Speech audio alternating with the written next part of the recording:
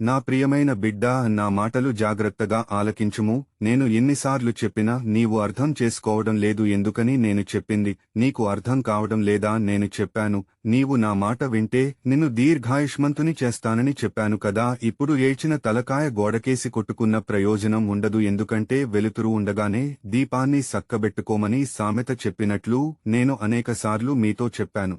అదేమిటంటే మద్యం వలన కలుగు నష్టాలు గురించి. నీవు ప్రొద్దుట మంచం మీద నుండి లేచిన కాడి నుంచి రాత్రి పడుకునే వరకు త్రాగుతూనే ఉంటావు. ప్రతిరోజూ ఇలానే తాగుతావు. తిండి సరిగ్గా తినవు, నిద్రపోవు. అలాంటప్పుడు నీ ఊపిరితిత్తులు కుళ్ళుపోతాయి అని కూడా చెప్పాను. అయినా నీవు వినకుండా నీ ఇష్టం వచ్చినట్లుగా తాగుతూనే ఉంటావు. నీ దగ్గరికి నీ భార్య కూడా రాదు, నీ పిల్లలు రారు, నీ తల్లిదండ్రులు రారు, నీ అత్త మామలు రారు, నీ అన్నదమ్ములు రారు, మీ అక్క చెల్లెళ్ళు రారు, నీ తోబుట్టువులు రారు, నా వాళ్ళు అనుకున్న వాళ్ళు కూడా నీ దగ్గరికి రారు. నీవు త్రాగితే వరుస వాయువు లేకుండా తిడుతూ ఉంటావు. మంచి ఏదో చెడు ఏదో తెలియకుండా మాట్లాడుతావు. ఎవరైనా త్రాగవద్దు అని చెబితే వాళ్ళు తిడతావు. ఈ మద్యం త్రాగడం వల్ల నీ దగ్గరికి ఎవరు కూడా రారు. అది నీకు తెలిసిన విషయమే. పరిశుద్ధ గ్రంథము తెలిసి వాక్యమును సదువుము. సామెతల గ్రంథము 23వ అధ్యాయము 21వ వచనము మరియు 30 వచనము నుండి 35వ వచనము వరకు. త్రాగుబోతులను, తిండిబోతులను, దరిద్రులగుదురు, నిద్రమత్తు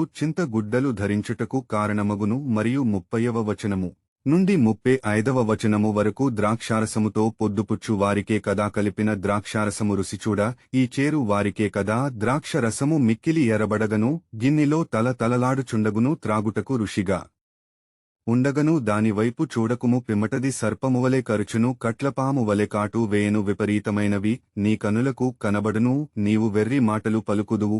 నీవు నడి సముద్రమున పండుకును, వానివలె నుందువు. ఓడ కొయ్య చివరను పండుకుని వానివలె నుందువు. నన్ను కొట్టిననను నాకు నొప్పి కలగలేదు, నామీద దెబ్బలు పడినను నాకు తెలియలేదు.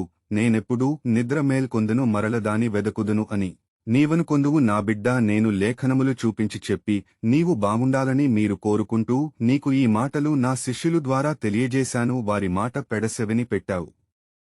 వారు చెప్పే మాటలు నా మాటలుగా గుర్తించలేదు.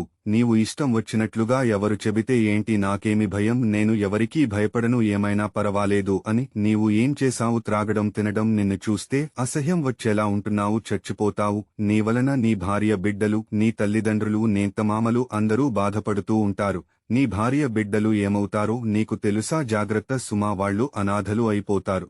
తల్లిదండ్రులు గాని అత్తమములు గాని ఎవరో చూడరు. అందుకని నీవు త్రాగుడు మాని ఆశీర్వాదకరముగా ఉండాలని కోరుకుంటున్నాను. ఆమెన్.